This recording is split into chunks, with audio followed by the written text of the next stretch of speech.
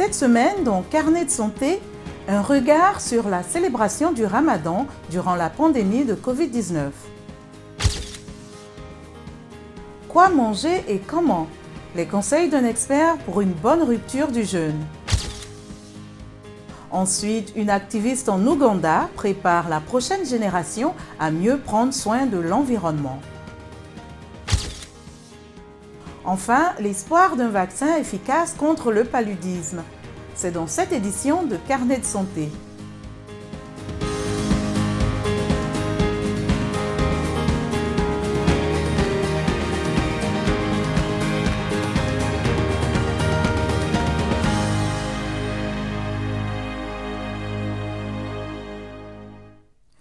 Bonjour à tous, ravi de vous rejoindre pour une nouvelle édition de Carnet de santé. Chaque année, les musulmans du monde entier célèbrent le mois saint du Ramadan. C'est une période qui comprend le jeûne, durant laquelle les adultes s'abstiennent de manger, de boire et de fumer, depuis l'aube jusqu'au coucher du soleil. Selon les experts, le jeûne peut être fait généralement en toute sécurité. Cependant, les personnes souffrant de problèmes de santé devraient consulter leur chef religieux ou leur médecin afin de déterminer si elles sont capables de jeûner. Par exemple, les personnes atteintes de diabète et les femmes enceintes. 2021 marque une deuxième année de Ramadan durant le coronavirus. De nombreux pays à population musulmane ont imposé des restrictions liées à la pandémie. Néanmoins, la Tanzanie, qui est musulmane à plus d'un tiers, ne l'a pas fait. De Dar es Salaam, reportage de Charles Combé, le récit est signé Yacouba Ouedraogo. Mariam Kiringo observe généralement le mois sacré du jeûne chaque année. Elle prépare actuellement un repas du soir connu en arabe sous le nom d'iftar pour que sa famille et ses amis rompent le jeûne de la journée. Kiringo estime que pouvoir se réunir pendant cette période, malgré la pandémie de coronavirus, est une chance. Honnêtement, nous remercions Dieu d'avoir eu l'occasion de nous joindre à nos proches pour le repas d'iftar. C'est différent dans notre pays. Nous entendons dire que le coronavirus les a restreints et qu'ils n'ont pas la possibilité de se réunir pendant le Ramadan. En Tanzanie, nous entendons dire que le coronavirus est présent, mais il n'est pas devenu une grande menace au point qu'il nous interdirait de nous rassembler pendant le Ramadan. La pandémie de coronavirus a perturbé la vie sociale et économique à travers le monde. Mais en Tanzanie, tout semble aussi normal qu'avant, avec peu de gens observant la distanciation sociale ou portant des masques faciaux. Malgré la présence du virus, les dirigeants musulmans continuent d'organiser des prières et des enseignements dans les mosquées. Nous avons adressé toutes nos questions à Dieu et il nous aide et nous protège contre cette catastrophe de coronavirus. En ce qui concerne les enseignements religieux, ça se passe bien aussi. Il y a beaucoup de gens qui viennent parce qu'ils craignent Dieu et ils ont besoin de bénédictions et faveurs de Dieu. La Tanzanie a cessé de compter les cas de Covid-19 en mai 2020. Le président de l'époque, John Magufuli, déclarant le pays indemne de coronavirus. Maintenant, que pensent les fidèles des infections ? Les rumeurs sur le coronavirus ont maintenant diminué dans une large mesure et les Tanzaniens parlent maintenant d'autres problèmes. Je n'ai pas peur car je dépends de Dieu. Même si je porte un masque facial, le virus peut m'infecter parce qu'il serait envoyé par Dieu. Magufuli est décédé le mois dernier et il y a 2 semaines, Hassan a annoncé que le gouvernement formerait un comité pour lutter contre le Covid-19. L'opposition dit qu'Hassan doit accélérer sa proposition de former un comité scientifique pour faire des recherches sur la maladie, mais admet que son acceptation du problème est un signe promoteur.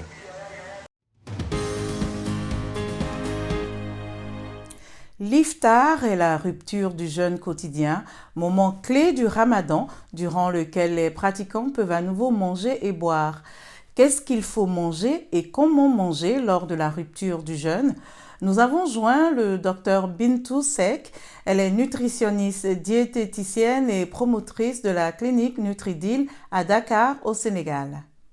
À la fin d'une longue journée de jeûne, on a besoin d'une injection d'énergie et quoi de mieux que du sucre des fruits. Donc tout de suite, ça revigore. On doit se réhydrater et donc boire de l'eau. Et cette eau peut venir sous forme d'une boisson chaude, par exemple de café, d'un thé ou d'une tisane. L'essentiel, c'est que ce ne soit pas trop sucré. 1 à 2 sucres par tasse, ça suffit largement. Ou alors, au lieu de la boisson chaude, on peut boire tout simplement de l'eau, soit à température ambiante, soit un petit peu plus fraîche, mais pas trop fraîche, pas glacée, vaut mieux.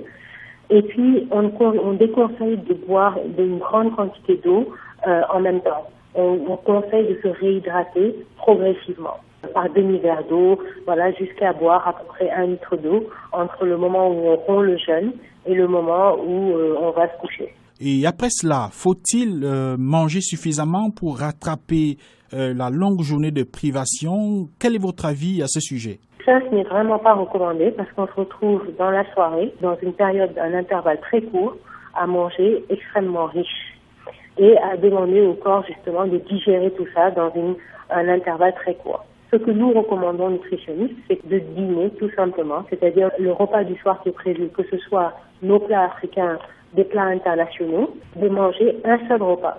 Et ce repas, quel qu'il soit, que ce soit, encore une fois, un tchéboudian, puisqu'on est au Sénégal, mais ça peut être une sauce feuille, ou du asséquié avec du poisson braisé et autre chose, quel que soit ce plat, il doit contenir des légumes. Et ensuite, terminer ce repas avec 1 ou 2 fruits. Et là aussi, c'est très important pour le transit intestinal, qui a été très lent toute la journée. Le fait d'inclure des légumes dans ce qu'on mange et des fruits font que on évite la constipation pendant le mois du Ramadan. Il faut continuer à se réhydrater toute la soirée, comme je dis, par demi-verre d'eau, jusqu'à consommer au moins 1 litre d'eau avant d'aller se coucher, entre la rupture et le moment où on va se coucher. Alors que le jeûne est pratiqué à des fins religieuses et spirituelles dans le monde entier, le jeûne intermittent gagne en popularité depuis plusieurs années maintenant comme une approche pour la perte de poids avec certains avantages santé. Est-ce vrai ou faux? Le jeûne intermittent consiste à alterner des périodes de jeûne plus ou moins longues et des périodes de prise alimentaire.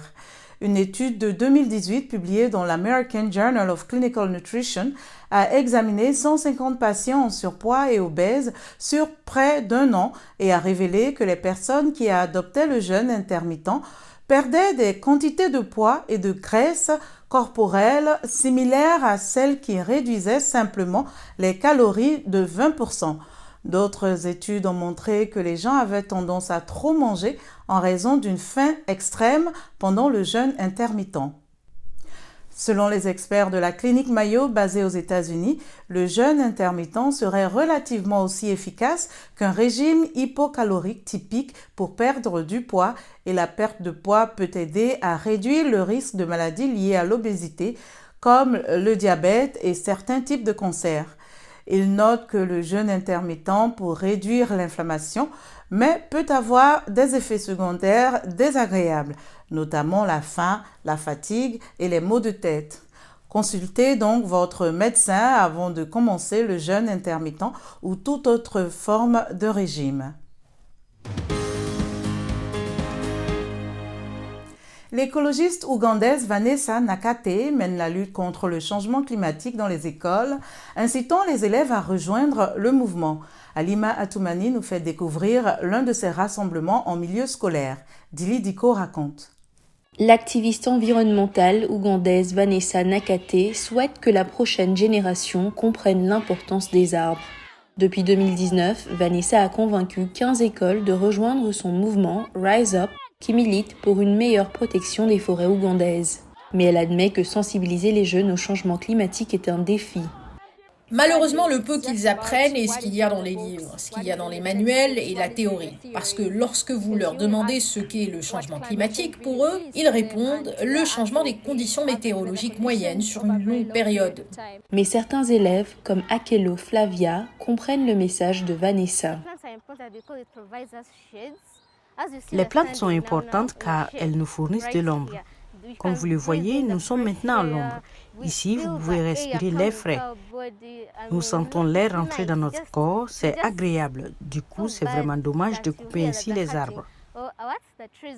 Olivia Nantambi, directrice adjointe de l'école primaire Gayaza Church, dit que plus d'enfants doivent être sensibilisés.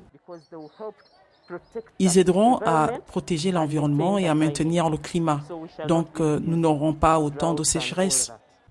L'autorité forestière nationale ougandaise, NFA, a déclaré que le pays était couvert à 24% d'arbres en 1990, mais que l'industrie du bois et la production de charbon ont réduit ce chiffre à 9% en 2015. En Ouganda, 95% des ménages dépendent du charbon de bois pour faire la cuisine, selon la NFA. Les programmes officiels visant à planter des arbres ont permis d'augmenter la couverture forestière du pays à plus de 12%, mais Nakate explique que les dirigeants ougandais devraient en faire davantage.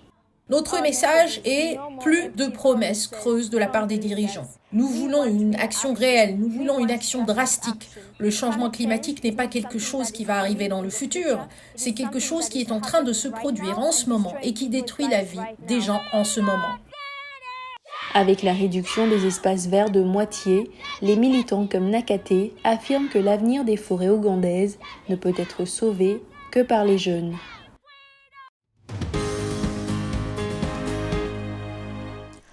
Dans une entrevue exclusive accordée à la VOA, le directeur du Jenner Institute de l'Université d'Oxford a déclaré que leur nouveau vaccin antipaludique testé au Burkina Faso a montré un taux d'efficacité préliminaire de 77%, ce qui pourrait aider à prévenir plus de 400 000 décès par an, la plupart d'entre eux en Afrique subsaharienne.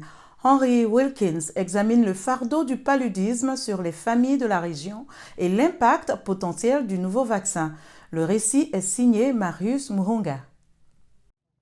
Pela Sawadogo a fui le village de Silgadji il y a 2 ans lorsque les insurgés l'ont attaqué, tuant ses voisins et son beau-frère. Elle pensait avoir échappé à la mort subite. Mais la semaine dernière, une de ses filles, Marie, a reçu un diagnostic de paludisme.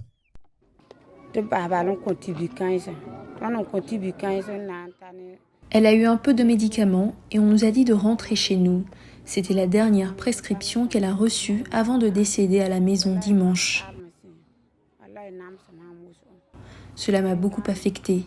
Je ne peux pas dormir la nuit, je ne peux pas manger. Plus de 400 personnes meurent chaque année de cette maladie transmise par les moustiques, la plupart en Afrique subsaharienne et principalement des enfants de moins de 5 ans. Dans une interview exclusive, le directeur du Jenner Institute de l'Université d'Oxford a déclaré à la VOA que leur nouveau vaccin antipaludique, testé au Burkina Faso, montre des résultats révolutionnaires. Ce qui est intéressant à propos de ce résultat, c'est que 140 candidats vaccins contre le paludisme ont fait l'objet d'essais cliniques au fil des ans, mais aucun d'entre eux n'a obtenu une efficacité supérieure à 75%. C'est ce que l'OMS, l'Organisation mondiale de la santé, recherche pour être vraiment utile dans la lutte contre le paludisme en Afrique. Lors de notre première tentative avec ce vaccin, nous avons vu 77% et nous pensons que nous pouvons encore améliorer cela. Donc, c'est un réel progrès, c'est sans précédent. Le Jennifer Institute affirme que le coût du vaccin devrait être très bas et pense qu'une utilisation généralisée permettrait d'éviter des centaines de milliers de décès en Afrique chaque année. Si les tests ne sont pas encore terminés, les premiers résultats suscitent également des espoirs auprès des groupes d'aide médicale comme Médecins sans frontières. Si les modalités, les caractéristiques qui rendent tout à fait faisable le déploiement en Afrique sont là, cela pourrait en effet changer la donne. Mais l'Institut Jenner, qui a développé le vaccin contre le coronavirus AstraZeneca, discute avec les régulateurs pour voir si ce vaccin peut être également accepté pour une utilisation plus rapide. Notre émission tire à sa fin. Pour plus d'informations et l'actualité sur le coronavirus, rendez-vous sur notre site web voaafrique.com. Vos questions et réactions sont toujours les bienvenues sur la page Facebook de VOA Afrique. Vous pouvez aussi me suivre sur Twitter, @linormoudou. Merci de votre fidélité à Carnet de santé. D'ici la semaine prochaine, on se lave les mains fréquemment et on utilise un masque en public selon les experts. Portez-vous bien et à très bientôt.